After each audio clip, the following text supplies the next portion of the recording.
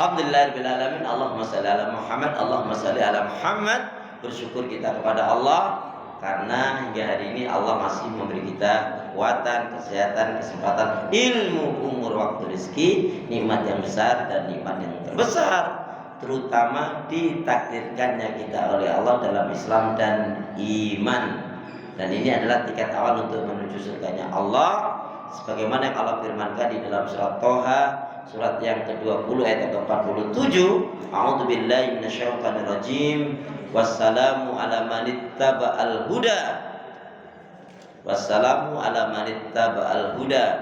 Keselamatan itu Allah akan curahkan, limpahkan, berikan bagi orang-orang yang mengikuti petunjuk hidayah Allah Subhanahu wa taala. Ibu, saya ingatkan sebelum kita masuk ke inti kajian kita, yaitu dosa-dosa yang harus dibakar di bulan Ramadan. Ibu jangan lupa Bu berdoa kepada Allah begini. Ya Allah, ya Arhamar Rahimin, berilah kekuatan, kemampuan, kuatkanlah aku, mampukanlah aku dan keluargaku dan kaum muslimin muslimat dimanapun berada di dalam menjalankan ibadah shaum Ramadan dan ibadah-ibadah yang lainnya. Insya Allah. Ya Allah, kuatkan aku, ya Allah, beri kekuatan atau kuatkan aku, mampukan aku, ringankan aku dalam menjalankan ibadah shaum, demikian juga keluargaku dan kaum muslimin semua. Itu insya Allah Bu, Allah ya akan memberikan kekuatan kita dan kita akan merasa ringan itu menjalankan shaum ini, insya Allah. Baik Ibu, kita langsung memasuki pada inti kajian. Karena Ramadan ini memiliki tarbiyah yang luar biasa, pendidikan yang utama salah satunya agar kita memiliki kebaikan hati, kebaikan iman, kebaikan ibadah, akhlak. Dan juga Ramadan ini mengajarkan kita agar kita memiliki sifat as-sakha, yaitu dermawan dalam kehidupan ini. Ramadan ini juga disebut dengan Syahrul Quran. Sejauh mana kita, yaitu ada dua kaitannya dengan Al-Quran. Satu, menghatamkan Al-Quran minimal 1 kali. Yang kedua, qiraatil Quran wa tadabburuhu. Saya ingin buat ibu muda memahami qiraatil Quran wa tadabburuhu itu membaca Al-Quran dengan mentadaburinya, enggak usah banyak-banyak. Tapi yakin ibu lakukan ini bisa, insya Allah. Gimana? Kalau khatam Quran kan mengejar selesainya. Nah, kalau tadabbur Quran enggak. Jadi ibu contohnya baca ya Anas. Baca itu artinya Anas. Bila perlu jangan sekali bacanya, 3 kali biar meresap di kalbu. Paham? Pindah ke Al-Falaq. Paham? Ngerti? Pindah ke Al-Ikhlas. Paham? Pindah ke Tabat. Paham? Pindah ke Idza Jaa. Paham? Ke Al-Kafirun. Inna A'taina dan seterusnya. Itu nanti akan mempengaruhi sholat ibu berbeda. Jadi ketika ibu cuma Inna a'tainakal kautsar fasholli li rabbika wanhar, dengan ibu ngerti Inna a'tainakal kautsar, sungguh Allah telah banyak memberikan nikmat karunia, maka dirikanlah sholat. Ya Allah, aku ini sementara ini hanya sholat, belum mendirikan sholat. Karena ada mengerjakan sholat dengan mendirikan sholat. Apa bedanya? Apa bedanya ngerjain sholat dengan mendirikan sholat? Apa bedanya? Bedanya kalau mendirikan sholat, kalau ngerjain sholat ya semuanya sholat. Contohnya sholat asar sekarang jam 3:12. Dia sholat zuhurnya jam 3:05. Pas assalamualaikum baru astagfirullah, Allahu akbar, Allahu akbar. Adzan asar dia bilang alhamdulillah aku belum batal, katanya. Ya terang baru assalamualaikum. Itu namanya ngerjain, pokoknya asal-asalan. Sholatnya kayak pitik nudul jagung, cepet-cepet salam. Nah, kalau mendirikan sholat dia berusaha, bahkan 5 menit 10 menit lagi belum adzan dia sudah ambil air wudhu, terus dia jaga khusyuk tumakninanya. Habis sholat nanti dia apa? Dia bak sholatnya, sholat yang benar dapat mencegah perbuatan keji dan mungkar. Dia ada hati dan pikirannya tertuju fokus pada Allah. Itu namanya dia mendirikan sholat. Dan ingat Bu, kita hari ini sebenarnya sedang menunggu sholat satu ke sholat yang lain dan nunggu kapan kita disolatin. Ya.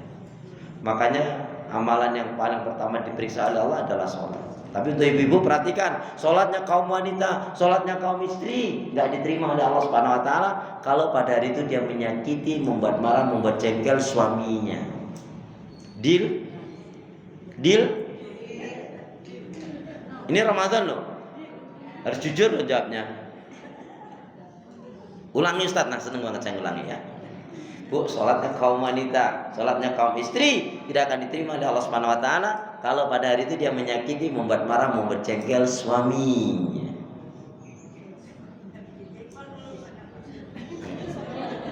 Gimana? Boleh kok? Oh, gimana kalau sebaliknya gitu Bu? Ya, Ustaz, gimana kalau suaminya yang membuat marah, membuat jengkel gitu? Ya jawabnya apa? Bunga mawar buah kedondong, sabar dong. Loh, orang yang sabar kan dicintai Allah. Atau orang yang sabar pahalanya surga. Ya udah, sabar aja. Ini kayaknya nggak ikhlas ini. Enggak, itu tadi jawaban rumah. Ini Bu yang benar. Gimana Ustaz kalau sebaliknya seorang laki-laki suami yang membuat marah, membuat jengkel, nyakitin istrinya? Bu, ketahuilah, kalau ada seorang laki-laki, seorang suami kok menyakiti, menyusahkan, menelantarkan istrinya, maka dia dipandang laki-laki yang buruk, laki-laki yang bersalah, berdosa besar, dibenci oleh Allah. Dah, puas.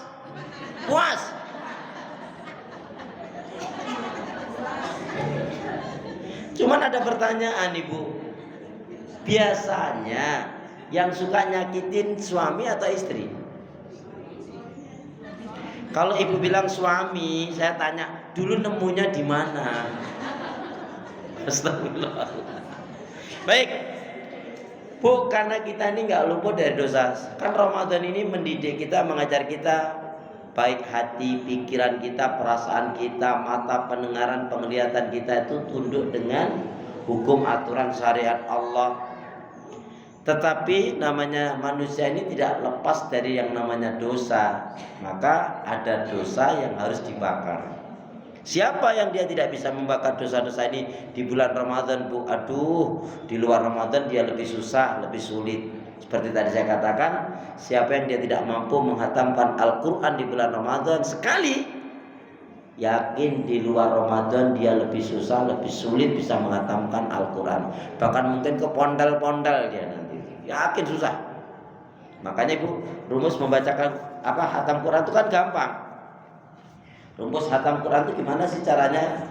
Niatkan betul-betul sungguh-sungguh ingin hatam Quran, bismillah. Kemudian ambil Al-Quran, baca terus dari awal sampai akhir. Insya Allah itu namanya hatam. Ya, baca semuanya itu hatam Al-Quran. Baik, kita memasuki dosa. Dosa itu apa? Dosa itu apa Ibu? Kan sering bilang dosa lu yang dosa malah. Wanita kalau diingatkan, nih pentingnya kita punya teman yang baik. Kalau teman yang baik bilang, Jeng, menurut situ aku kurangnya apa ya Jengnya? Masya Allah, kalau kamu ini baik Jeng, nggak kayak saya. Enggak, mungkin kita bergaul lama tahu kesalahan dosa saya apa. Enggak sih, menurut saya kamu tuh baik. Cuman kamu itu maaf ya, judesnya sama suami juga berani, sama anak ngomongnya teriak-teriak. Kamu tuh kalau ngutang juga susah bayar. Kalau temennya datang, lu lebih parah. Kalau dia bilang gitu Bu, nah ini masalah. Kenapa?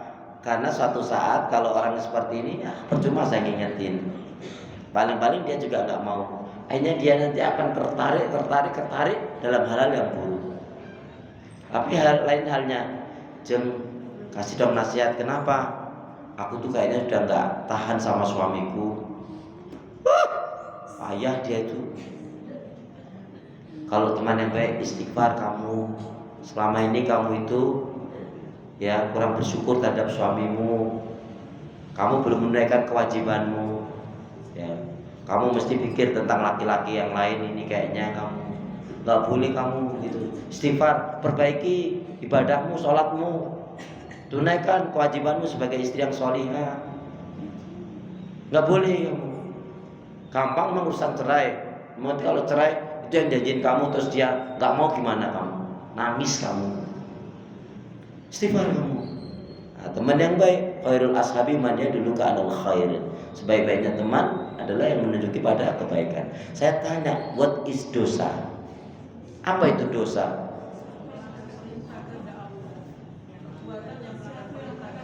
Perbuatan yang melanggar perintah Allah itu disebut dosa. Yakin? Kan Rasul pernah ditanya, ya, albirru, kebaikan itu adalah yang menjadikan Allah suka, Allah cinta, dan kamu diberi kebaikan, pahala. Itu adalah, yaitu bisa disebut ibadah, bisa disebut suatu kebaikan, dan itu muaranya adalah akhlak yang baik. Sedangkan al-ismu, dosa, yang namanya dosa itu adalah betul kamu melakukan pelanggaran, penyimpangan terhadap hukum aturan syariat Allah. Kamu melakukan tidak tenang. Kamu melakukan kalau orang tahu mesti malu. Dan kamu tidak akan diberi keberkahan oleh Allah kalau kamu melakukan hal itu. Itulah yang disebut dengan dosa. Berarti kalau menyakitin anak mertua dosa enggak, Bu? Nyakitin anak mertua dosa enggak? Biasanya yang suka nyakitin suami atau istri.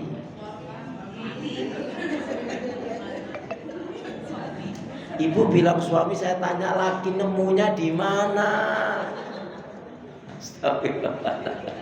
Bu, saya rasa kalaupun ada laki-laki yang menyakitin istri, saya rasa itu tidak semua laki-laki.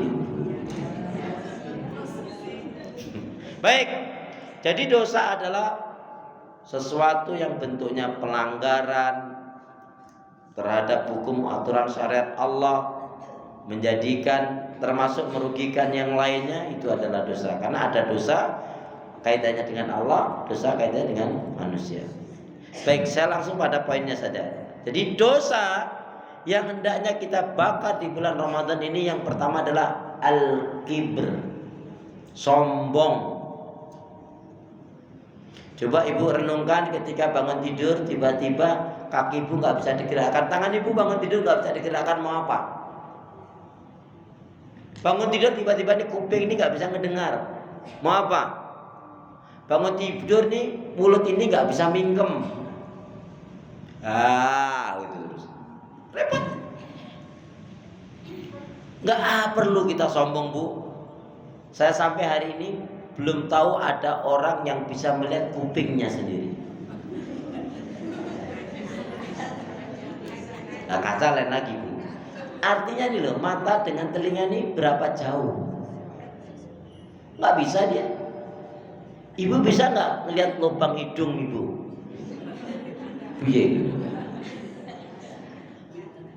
Iya. Makanya sebetulnya dalam tubuh kita ini banyak ayat-ayat Allah. Ya boleh, bagus kita tadabur kemana. Bu sini kapan nih kita mau tadabur ke Kawah Ungu, kapan? Tadabur ke Kawah Ungu. Belum tahu Kawah Ungu? Sama, aku juga belum tahu. Gak tahu di mana itu Kawah Ungu.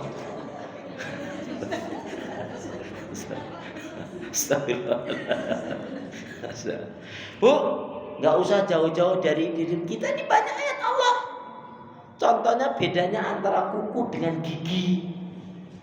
Kalau kuku punya sifat selalu memanjang. Nah coba kalau gigi sama seperti kuku. Wah, pas perkumpulan dragul Allah. Astagfirullah. Jadi sombong, pakar betul. Orang yang sombong dia akan hina. Contohnya Fir'aun, Namrud, Korun. Siapalah yang sombong? Lebih-lebih ibu yang sudah menunaikan ibadah haji dan umrah. Saya doakan panjenengan yang belum menunaikan ibadah haji maupun umrah maupun haji, semoga Allah memberikan kemudahan kelapangan rezeki, ibu-ibu bisa menunaikan ibadah haji, bahkan haji dan umrah. Amin ya Allah.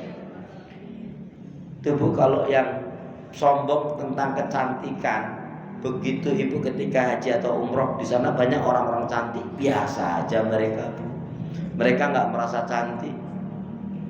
Yang merasa kaya sampai sana Bu, banyak ratu-ratu minyak yang kaya. Enggak, dia enggak tunjukkan kekayaannya. Dia yakin itu titipan dari Allah. Jadi termasuk kita tadabbur ayat-ayat Allah ketika kita menaikkan umroh dan haji itu ya. Sombong ini menyebabkan iblis dilaknat oleh Allah. Sepele kan Bu? Wahai iblis, bersujudlah engkau kepada Adam. Enggak ya Allah, saya enggak mau. Adam itu terbuat dari tanah ya Allah, saya terbuat dari api. Saya lebih baik daripada Adam. Masa saya sujud kepada Adam? Enggak mau saya Allah. Masya Allah. Iblis dilaknat oleh Allah karena sombongannya.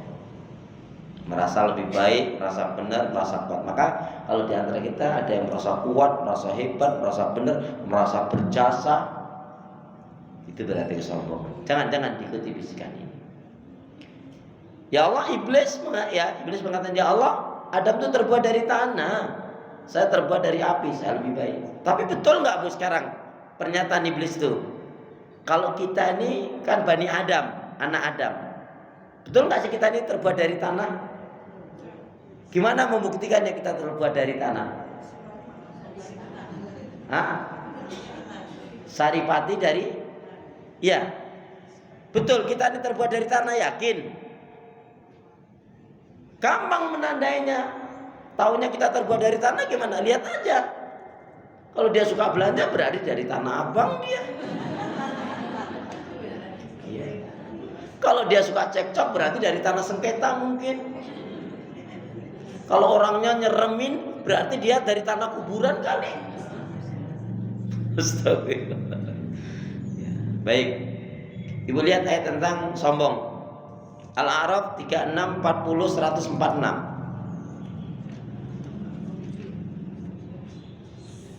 Surat Al-A'raf Quran saya surat yang ke-7 sama ya. Ayat 36, 40, 146. Ya, semuanya dalam surat Al-A'raf 36, 40, 146. Ya, silakan siapa nak membaca? Ya. 36 dulu. Surat 7 ayat 36, 40, 146. Al-A'raf surat 7 36.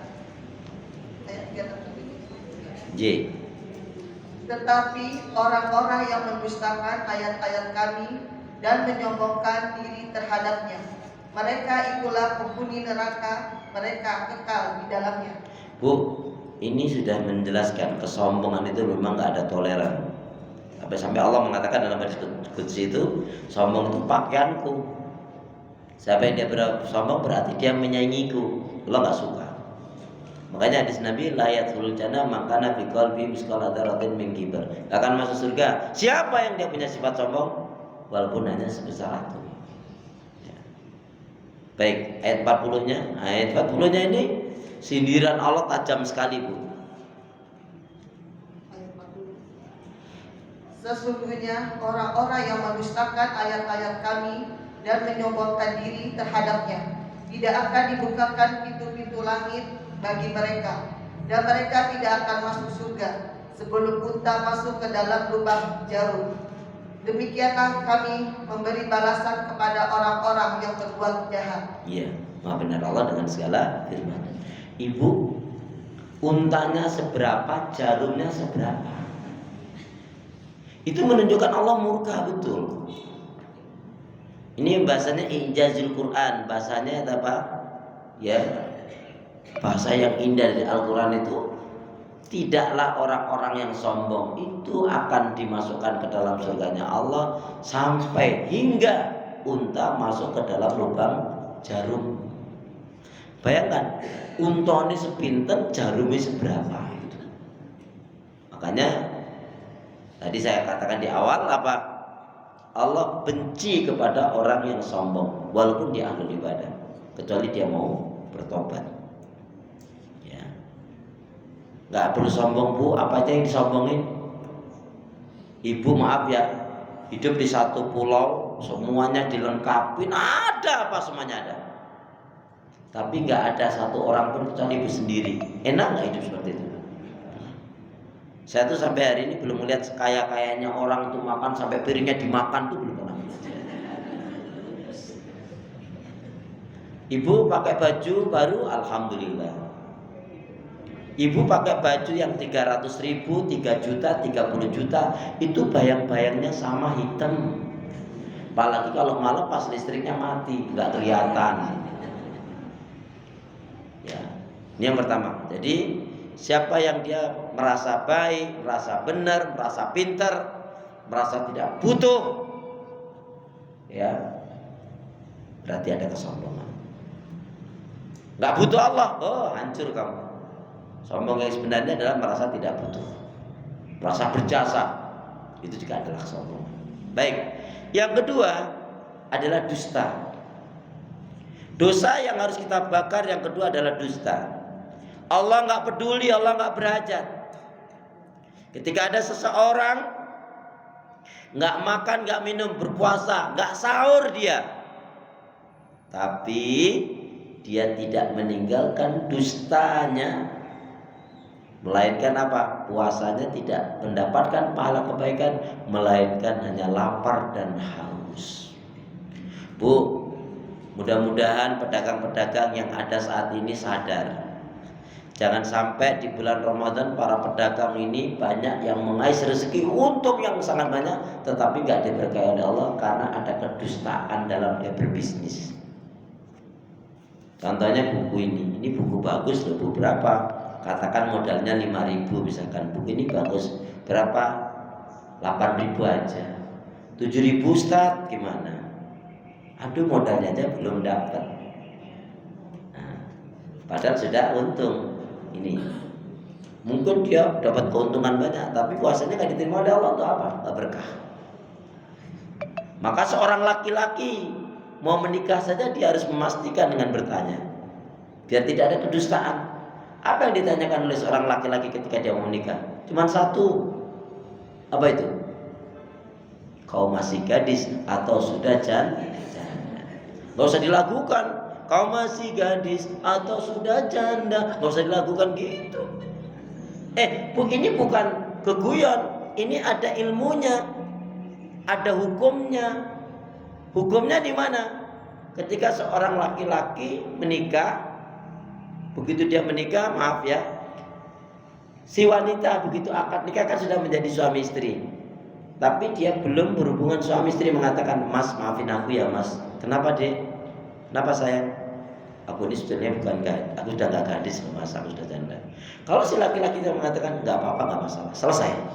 Tapi kalau si laki-laki tadi itu merasa tertipu, ditipu, dia bisa mengambil seluruh maharnya dan uang yang diberikan. Hukumnya begitu. Tapi kalau dia misalkan setelah berhubungan suami istri, baru si wanita tadi mengatakan dia marah, dia nggak suka, kemudian si laki-laki tadi bisa mengambil separuh dari mahar yang diberikan dan uang yang diberikan, yang tersisa. Jadi ini permasalahan bukan masalah kecil, masalah dusta. Yuk kita baca hadis Nabi. Bismillahirrahmanirrahim. Qala Rasulullah sallallahu alaihi wasallam, Iyyakum wal kadhiba. Iyyakum wal kadhiba. Fa innal kadhiba mujanibun lil iman. Jauhilah oleh kalian akan berbuat dusta, karena sesungguhnya dusta itu akan menjauhkan dari keimanan. Jadi setelah hari ini jangan ada mama minta uang, nggak ada, itu sudah dusta, padahal ada. Suami tanya baik-baik, mabuk dek, yang mau belanja masih habis, itu juga dusta. Ya, aduh, modalnya aja belum dapat, padahal sudah untung, dusta. Nah, untuk bilang tadi. Siapa yang dia tidak bisa meninggalkan dustanya di bulan Ramadan? Ini biasanya di luar Ramadan suka ngebohongin. Yakin. Kecuali dia mau bertobat. Alaikum bisidqi, hendaknya kalian berlaku jujur. Jujur itu dicintai oleh Allah, disukai oleh manusia, membawa kebaikan, menghantarkan ke surga. Amin, gitu dong. Lama banget sih. Ulangi, hendaknya kalian berlaku jujur. Jujur itu dicintai oleh Allah, disukai oleh manusia, membawa kebaikan, mengantarkan ke surga. Dan jauhilah oleh kalian dusta. Jauhi dusta itu. Karena dusta itu dibenci oleh Allah, dijauhi oleh manusia, membawa keburukan, menyeret ke neraka. Nauzubillah min. Boleh jadi rumah tangganya nggak diberkah-berkahi oleh Allah karena memang suami istri juga berdusta. Malah ada seorang istri, Bu, ya, bisa ngebohongin suaminya, bangga dia. Ya Allah, Jeng, kamu enak ya, suami kamu beli ini beli itu. Iya, dia itu memang on. Astagfirullahaladzim. Aku bilang ini beli itu dikasih, padahal enggak. Tak bohongin dia mau. Ya. Ada nggak istri yang kayak gitu? Ada kan? Ya, sudah. Udah jujur, udah selesai gitu. Tapi alhamdulillah di sini wanita-wanita yang salihah. Tiap malam sholat tahajud, tiap hari baca Al-Quran, banyak doa zikir istighfarnya, pemaaf, penyantun, penyabar, dermawan, gak pernah marah-marah. Alhamdulillah. Capek Bu marah-marah itu, ngapain? Ada. Ya. Dusta ini, Bu, naudzubillah min dzalik, yang menjadi sebab murkanya Allah, yang menjadi sebab orang gak bisa menjadi orang yang baik selamanya. Innahu la yastaqimul abdu imanan. Seseorang itu gak akan mungkin memiliki iman yang baik kecuali dia jujur dalam kehidupan ini. Dia nggak bisa jujur, Bu, kalau dia tidak membersihkan penyakit-penyakit hati. Ya, makanya sampai-sampai kalau Bu punya tetangga, punya saudara yang nggak jujur, apa yang Bu akan lakukan? Ibu punya teman, punya saudara, punya tetangga, apalagi sampai mertua, apalagi sampai orang tua nggak jujur, punya anak nggak jujur. Saya ingatkan betul pada diri saya dan ibu-ibu saya. Mendidik anak saya marah, katakan Abi sama Umi nggak suka kalau punya anak sombong, ya, bohong, dan satu lagi adalah yaitu pelit. Masalah kan ini. Wajah-wajah orang yang sombong, wajah-wajah orang sombong itu nggak tenang. Yakin nggak tenang? Ibu tahu kucing? Kucing itu, Bu, kalau ada majikannya dia tenang. Tapi kalau nggak sentul, lihat sana lihat sini.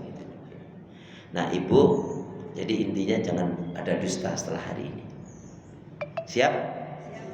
Siap jadi hamba yang jujur? Insya Allah. Cius? Masya Allah. Yang ketiga, dosa apa yang harus kita bakar di bulan Ramadan ini? Yaitu dosa al-bukhlu. Kikir, bakhil, pelit, medit, koret, kedengkut, sampili karya ngecek orang awak lah itu. Ondai mandai lah itu. Ya nih, sampili karya ciki karya sama lah nih. Ya mak. Iya. Ondai mandai. Celakalah. Siapa yang celaka? Yaitu orang yang pakaiannya lebih baik daripada amal ibadahnya. Artinya orang untuk urusan dunia, hura-hura, maksiat dan dosa, naudzubillah min dzalik, dia gampang sekali mengeluarkan harta di jalan syaitan, sulit sekali mengeluarkan harta di jalan Allah. Di bulan Ramadan ini dikenal Rasul itu sangat dermawan, lebih-lebih di bulan Ramadan, kedermawan Rasul itu sampai secepat angin, sekilat angin, zus. Ya. Bu, kalau di dompet Ibu ada 100.000, 50.000, 20.000, 10.000, 5.000, 2.000. Itu yang masuk kotak infak yang mana? Halo. Nih Bu, Asyakirin ini punya program bagus loh Bu ya. Rumah Quran sekarang santrinya kurang lebih 300. Dan itu untuk ya mewakafkan, membebaskan itu nampaknya ibu-ibu yang punya uang sisihkan. Dan sebaik-baik bakti kita kepada orang tua kita, baik masih hidup, lebih-lebih setelah meninggal, itu adalah wakaf. Jadi bismillah Ustadz, Pak Guru, Pak Kiai, siapa yang panitianya, ini ada wakaf atas nama keluarga saya dan kedua orang tua saya ya. Ini Ramadan. Kesempatan Ramadan ini bulan berjuta-juta kebaikan amal. Maka kalau ibu ya nggak bisa ambil yang mau ikut wakaf, nggak bisa ambil yang 3 meter, ambil yang 5 meter. Ya, karena prinsipnya lebih baik banyak ikhlas daripada sedikit nggak ikhlas. Ya atau?